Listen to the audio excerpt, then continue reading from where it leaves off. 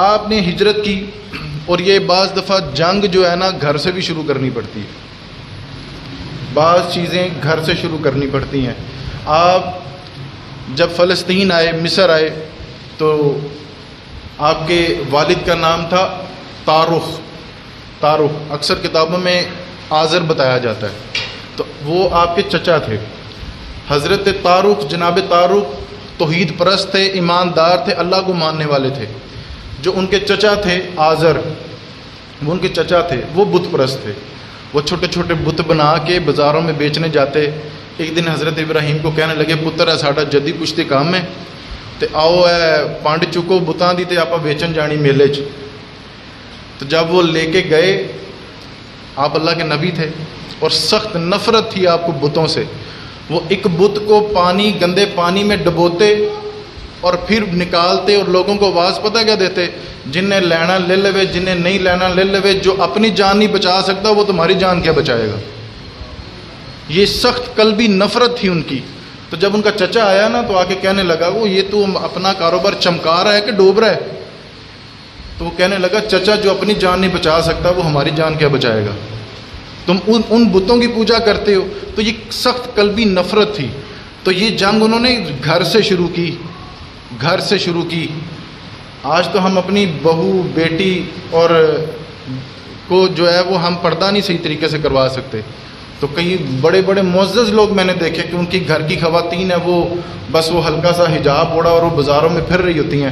تو میں یہ بھی بڑے دکھ کی بات ہے، یہ بھی گلے والی بات ہے، آپ سن لیں، اللہ کرے آپ کے دل میں اتر جائے۔ چلیں آمین تو کہہ دیں۔ تو ہم تو اپنے گھر کی جو حالات ہیں ان کو نہیں ٹھیک، اور کئی جگہ پہ نا بڑے بڑے معزز لوگ وہ بھی بھولے بھالے بن جاتے ہیں، وہ بھی اپنے بچے کی شادی دھوم دھام سے کرتے ہیں، سارا ناچ گانا ہوتا ہے، ہر چیز ہوتی ہے، بھولے جوئے۔ لیکن وہی بچہ کہہ دینا کہ وہ کارنر والا پلاٹ تسی میرے نام لا دیو، تو پھر ہم بڑے سیانے بن جاتے ہیں، پھر ہم بڑی دلیلیں ڈھونڈ پہ اب اپنا میں ہاتھ کاٹ کے دے دوں اس کو۔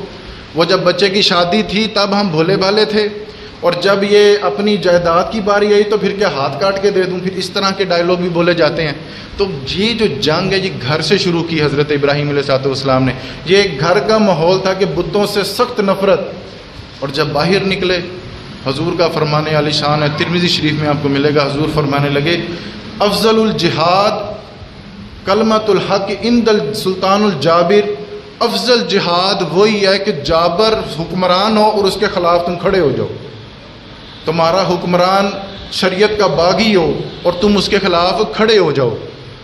اس وقت کوئی بادشاہ نہیں تھا روئے زمین پر، صرف نمرود ہی تھا۔ پوری روئے زمین پر نمرود کی حکومت تھی، اور وہ کہتا تھا میں ہی خدا ہوں، میں ہی خدا ہوں۔ حضرت ابراہیم علیہ السلام اس کے مقابلے میں نکلے۔ جب مکالمہ ہوا، اس پورے واقعے کو قرآن مجید نے بھی نقل کیا۔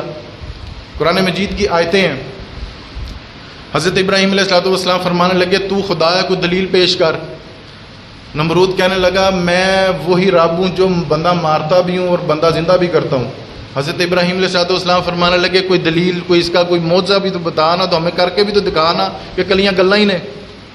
اس نے 2 قیدی بلائے، ایک کو کل پھانسی ہو جانی تھی، اس کو کہنے لگا تجھے کب پھانسی ہے؟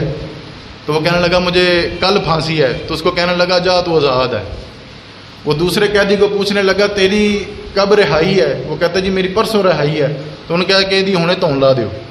تو وہ کہنے لگا دیکھو پھر میں نے جس کو مارنا تو اس کو زندہ کر دیا، جس کو زندہ رکھنا تو اس کو مار دیا۔ حضرت ابراہیم علیہ السلام فرمانے لگے یہ کیا بے وقوفوں والی دلیل دے رہا تو، یہ کیا بے وقوفوں والی دلیل دے رہا تو۔ حضرت ابراہیم علیہ السلام چاہتے تو اس کی یہ دلیل توڑ سکتے تھے، یہ کہہ کے کہ وہ جس کی تو نے گردن اتاری ہے تو اس کو زندہ کر کے دکھا، وہ جس کی تو نے گردن اتاری ہے تو اس کو زندہ کر کے دکھا اگر تو خدا ہے تو۔ تو جب ساری دلیلیں ختم ہو جاتی ہیں نا تو پھر بندہ ذاتیات پہ اترتا ہے، تو پھر بندہ کہتا ہے یہ بندہ کھانستا بھی ٹھیک نہیں، یہ بندہ بیٹھتا بھی ٹھیک نہیں۔ اب دلیلیں جو ختم ہو گئی اب شور کرتے ہیں وہ لوگ۔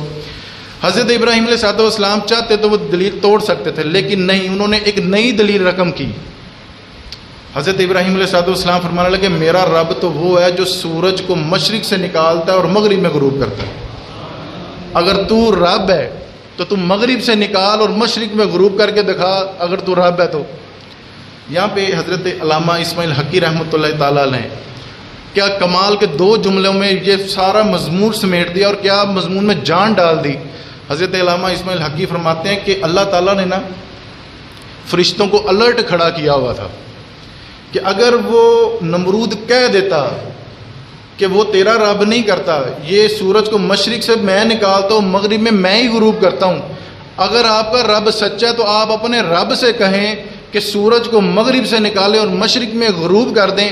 حضرت علامہ اسماعیل حقی رحمۃ اللہ تعالیٰ علیہ فرماتے ہیں کہ اللہ نے فرشتوں کو الرٹ کھڑا کیا تھا، اگر میرا خلیل کہہ دے کہ یا اللہ پاک مغرب سے سورج نکال دے تو نے دیر نہیں کرنی، کیونکہ میرا دوست کہہ رہا ہے تو نے 1 منٹ میں جو ہے وہ مغرب سے سورج نکال دینا ہے،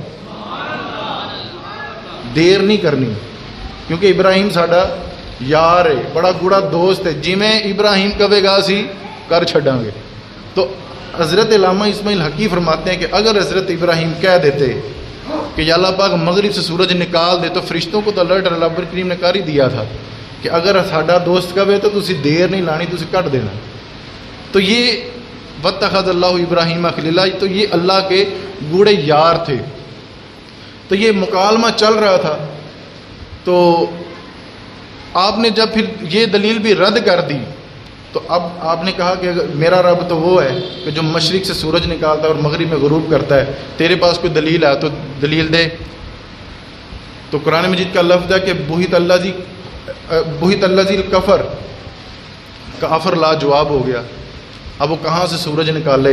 سورج تو چلتا ہے اللہ کی مرضی سے، اب نمرود تو وہاں پہ تو ٹیبی لگا سکتا ہے۔ اب جب دلیلیں ختم ہو جاتی ہیں تو اس نے کہا کہ حضرت ابراہیم کو آگ میں ڈال دو، آگ میں ڈال دو۔ حضرت علامہ اسماعیل حقی فرماتے ہیں کہ 3 مہینے تک ایک بہت بڑی حویلی بنائی گئی، 45 مربع فٹ کی حویلی تھی، اتنی اس کی دیواریں تھیں، 3 مہینے تک اس میں صرف لکڑیاں ڈالی گئیں، 3 مہینے تک صرف ہوں جو لکڑیاں تصور کر لیں کتنی لکڑیاں ہوں، 3 مہینے تک لکڑیاں ڈالی گئیں۔ تو کسی نے نمرود سے پوچھا بندے کنے ساڑنے یہ؟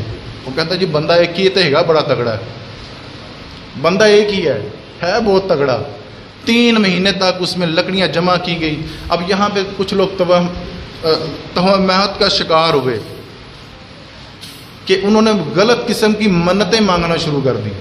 ایک اماں کا ذکر ملتا ہے اس تفسیر میں کہ اس نے منت مانگی کہ اگر میرے گھر منڈا ہویا تو لکڑیاں لے کے جاؤں گی، اس لکڑیوں میں ڈالوں گی جس میں حضرت ابراہیم کو جلایا جائے گا۔ یہاں پہ ہمارے مفسرین لکھتے ہیں کہ جب منت بھی مانگو نا کسی عالم دین سے پوچھ کے مانگا کرو۔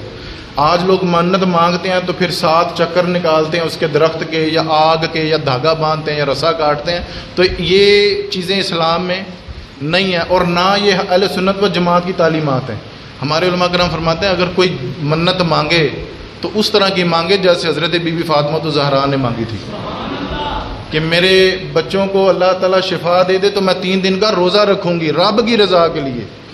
تو پھر بھی جب بھی آپ منت مانگے تو کسی عالم دین سے رجوع کر کے پوچھ کے کہ یہ میرا کام ہو جائے تو میں کس طرح منت مانگوں، تو کسی عالم دین سے پوچھ کے آپ منت مانگے، اپنی مرضی نہیں کرنی چاہیے، بعض دفعہ اس میں کفر کا شبہ پیدا ہو جاتا ہے۔ میں اپنے موضوع پہ آتا ہوں۔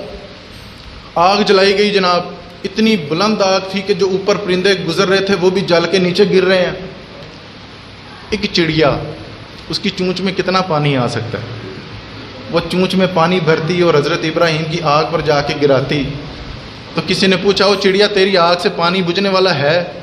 وہ چڑیا کہنے لگی آگ تو نہیں بجھے گی پر میرا خیر خواہ مجھے نام ضرور آ جائے گا کہ میں وہ خیر خواہ تھی کہ جس نے حضرت ابراہیم کی وہ آگ بجھائی تھی۔